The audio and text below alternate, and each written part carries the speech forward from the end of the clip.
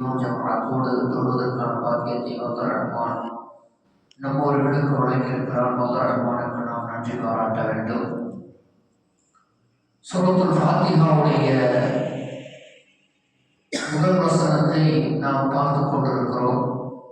அதில் அல்ஹம்துலில்லாஹ், அதில் குறிப்பாக அல்ஹம்து என்ற வார்த்தைக்கான சில சிறப்புகளை நாம் முன்னதாக பார்த்தோம். இன்னும் ஏராளமான சிறப்புகள் அந்த அல்ஹம்து என்ற அந்த வார்த்தைக்கு அல்லாஹ் வைத்திருக்கிறார். அதற்கடுத்து வல்ல ரஹ்மான் சொன்னதுதான் லில்லாஹி, அல்லாஹ்வுக்கே புகழ் அனைத்தும் லில்லாஹி, அல்லாஹ்வுக்கே சொந்தமானது என்று சொல்லி தன்னை பற்றி அந்த இடத்துல தன்னுடைய வார்த்தையை இங்கே பயன்படுத்துகின்றான். இந்த அல்லாஹ் என்கிற வார்த்தையை நாம் நிறைய கேள்விப்பட்டிருப்போம். அல்லாஹ்னா யாரு, அவனுடைய தன்மைகள் என்ன, அல்லாஹ் வார்த்தைக்கு என்ன பொருள் அப்படிங்கிறது அநேகமாக நம்ம எல்லோருமே செய்திகளை நம்ம தெரிஞ்சிருப்போம். அல்லாஹ் என்றால் யார் அப்படின்னு சொன்னா, நம்ம மட்டும் இல்ல, மாற்றுக் கொள்கை உடையவர்களும், மாற்றுக் கொள்கை சொன்னா இஸ்லாத்துக்கு அப்பாற்பட்டு இருக்கக்கூடியவர்களும் அல்லாஹ் அப்படின்னா யாருன்னு சொன்னா முஸ்லிம்களுக்கான கடவுள் அப்படிங்கிற மாதிரியான ஒரு சிந்தனையிலே ஒரு எண்ணத்திலே இருக்கிறாங்க. முஸ்லிம்களையும் கூட அல்லாஹ்னா நமக்கு சொந்தம், அல்லாஹ் என்பது இஸ்லாமியர்களுக்கான இலாஹ் கடவுள் அப்படிங்கிற மாதிரியான ஒரு எண்ணத்திலே இருக்கிறாங்க. ஆனா அப்படி இல்லை. அல்லாஹ் என்பவர் அண்ட சராசரம் அனைத்திற்குமே, உலகத்தினுடைய படைக்கப்பட்டிருக்கக்கூடிய எல்லா பொருட்களுக்கும் அவன்தான் இறைவனாக இருக்கிறான். அது முஸ்லீமாக இருந்தாலும் சரி, முஸ்லீம் அல்லாதவர்களாக இருந்தாலும் சரி, அது உலகத்தினுடைய வேறு எந்த பகுதியாக பொருளாக இருந்தாலும் சரி, 7 வானங்கள், சூரியன், சந்திரன், இன்னும் நட்சத்திரங்கள், இன்னும் விதவிதமான கோள்கள் எல்லாம் இருக்கிறது அல்லவா, அர்ஷு, குர்ஷு, கௌரு, கலம், இப்படி எல்லாவற்றிற்குமே யார் இறைவன் என்று சொன்னால் அல்லாஹ் தான் என்பதை என்ன செய்யணும்னு சொன்னால் நம்முடைய உள்ளத்திலே முதலாவதாக நாம் நிறுத்திக் கொள்ள வேண்டும். ஆனால் இறைவன் என்பவன் ஒட்டுமொத்த உலகிற்குமே உரியவனாக இருக்கிறார். அதான் பின்னாடி சொல்லுகிற பொழுது ரப்பில் ஆலமீன் என்ற வார்த்தையை சேர்த்து சொன்னான்.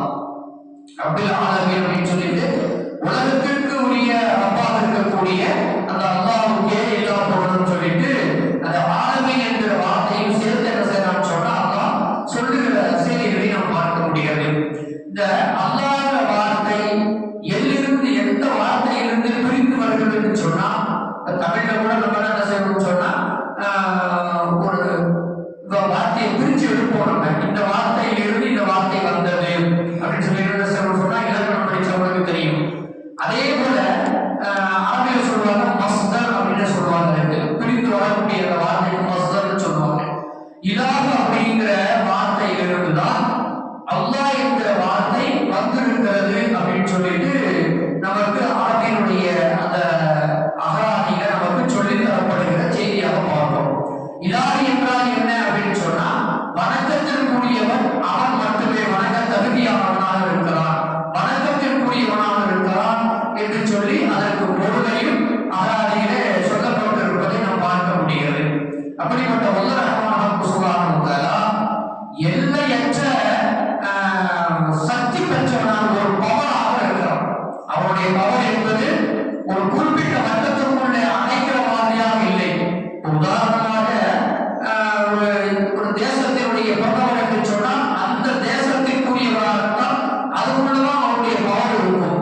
ஒரு முதலமைச்சர் அப்படின்னு சொன்னால் ஒரு மாநிலத்திற்குரிய பவர் தான் அவருக்கு இருக்கும். ஒரு மாவட்டத்தினுடைய ஆட்சியாளர், அதிகாரி, கலெக்டர் இருக்காங்க, அவருக்கு பார்த்தா மாவட்டத்துக்குள்ளதான் இருக்கும்.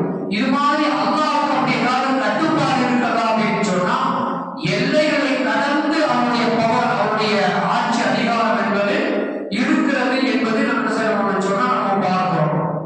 நம்ம குழந்தைகளுக்கு கூட மக்கள்ல 4ஆம் கலிமான்னு சொல்லி ஒரு சொல்லி கொடுப்போம். அனைவரும் நம்ம எல்லாம் படிச்சிருப்போம். நம்ம கலிமாக்கள் வரிசையா 5 கலிமாக்கள் சொல்லிட்டு 4ஆம் கலிமா ஒன்று சொல்லி கொடுப்போம். லா இலாஹ இல்லல்லாஹ் வஹ்தஹு லா ஷரீக லஹு லஹுல் முல்கு வ லஹுல் ஹம்து யுஹ்யி வ யுமீது வ ஹுவ அலா குல்லி ஷைஇன் கதீர் அப்படின்னு சொல்லி குழந்தைகளுக்கு நம்ம சொல்லி கொடுப்போம். அதனுடைய பொருள் என்ன அப்படின்னு சொன்னா,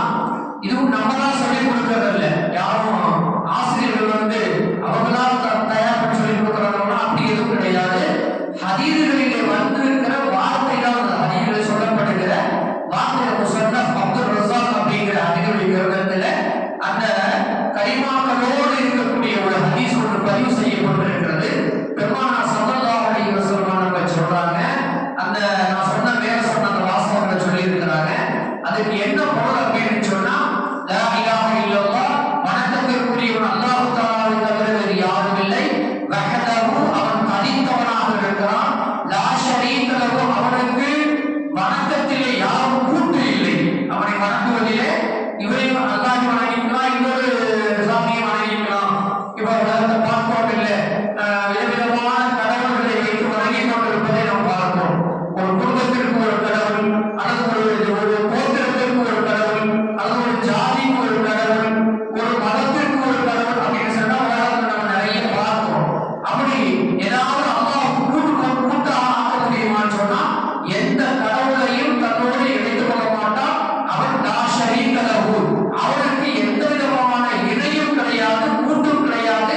வணங்குகிற விஷயத்தில் மட்டுமல்ல, அவனுடைய பவர், அவனுடைய சக்திகளையும் கூட யாருக்கும் எந்த கூட்டும் இல்லை என்று சொல்லி அல்லாஹ் சுப்ஹானஹு வ தஆலா அந்த பவரை பற்றி பெருமானா ஸல்லல்லாஹு அலைஹி வஸல்லம் சொல்றாங்க. வஹத லா ஷரீக லஹு லஹுல் முல்கு, அவனுக்கு தான் ஆட்சி அனைத்தும் சொந்தமாக இருக்கிறது.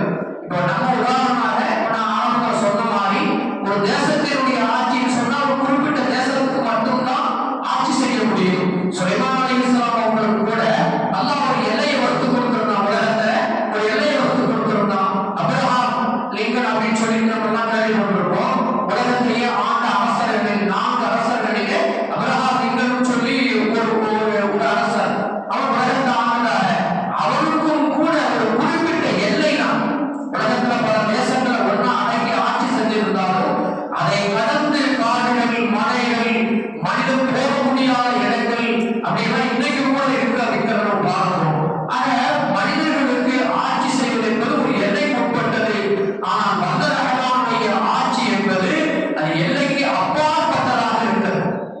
எல்லைக்கு அப்பாற்பட்டு அதுதான் லஹுல் முல்கு, ஆட்சியினுடைய அனைத்து அதிகாரங்களும் அல்லாஹ்வுக்கே என்று சொல்லி அந்த கலிமாவிலே சொல்லி தரப்படுகிறது. அதான் மக்தப் பிள்ளைகளுக்கு நம்ம என்ன சொல்லணும்னு சொன்னா அல்லாஹ்வை பற்றி முதலாவதாக உள்ளத்திலே பதிய வைக்கப்படுகிறது என்பதை பார்க்கிறோம். லஹுல் முல்கு வ லஹுல் ஹம்து, அந்த கலிமாவிலேயும் ஹம்தை பற்றி சொல்லப்படுகிறது. அவனுக்குத்தான் புகழனைத்துமே, புகழனைத்தும் அவனுக்கே உரியது.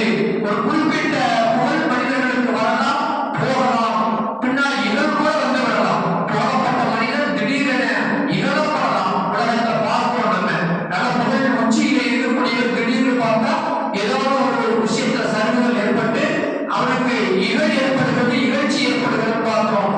அது மாதிரி அல்லாஹ்வுக்கு ஏதாவது எதையாவது ஒரு இகழ்ச்சி ஏற்படுமா அப்படின்னு சொன்னா எந்த இகழ்ச்சியும் ஏற்படாது.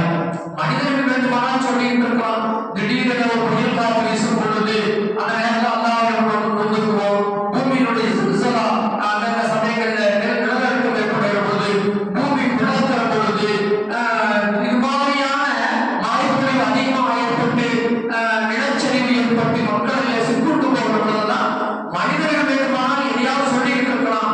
அதனால அல்லாஹ்வுக்கு ஏதாவது இகழ்ச்சியா அப்படின்னு சொன்னா எந்த இகழ்ச்சியும் இல்லை. அதெல்லாம் அல்லாஹ்வுடைய ஏற்பாடு, அதெல்லாம் அல்லாஹ்வுடைய பவர், அல்லாஹ்வுடைய ஏற்பாடு.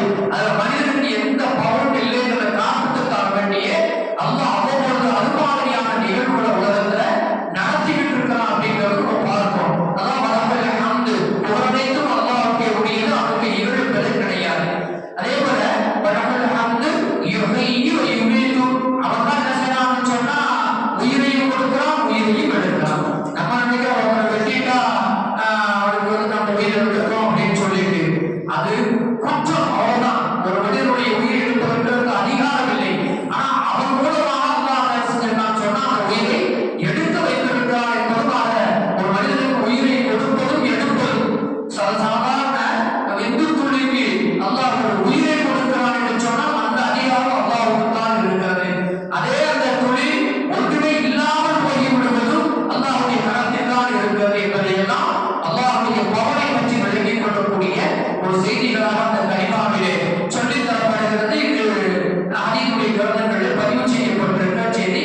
நான் சொன்ன அப்துல் ரஸாக் மட்டும் இல்லாம புகாரி முஸ்லிம்களையும் இது போன்ற இந்த கலிமா பதிவு செய்யப்பட்டிருக்கிறது அப்படிங்கிறத நாம பார்த்த செய்தியாக இருக்கிறது. அதே போல அல்லாஹ்வை பற்றி இன்னும் தெரிந்து கொள்ள வேண்டும் என்று சொன்னா அவருடைய தன்மை என்ன அப்படின்னு தெரிஞ்சுக்கணும்னு சொன்னா நம்ம எல்லாருக்கும் தெரிஞ்ச ஒரு சூரத்துல் இஹ்லாஸ், குல் ஹுவல்லாஹு அஹத், அல்லாஹ் ஸமத் வரும் பார்த்தீங்களா? அந்த பொருளை கொஞ்சம் நம்ம ஆழமா பார்க்கணும்னு சொன்னா அல்லாஹ்வுடைய தன்மை என்ன அப்படிங்கிறது அது உள்ளடக்கி சொல்லப்பட்டிருக்கும். நபியே நீங்க சொல்லுங்க, அல்லாஹ் அஹத், அவன் ஒருவன் தான், அவன் ஒருவன் தான்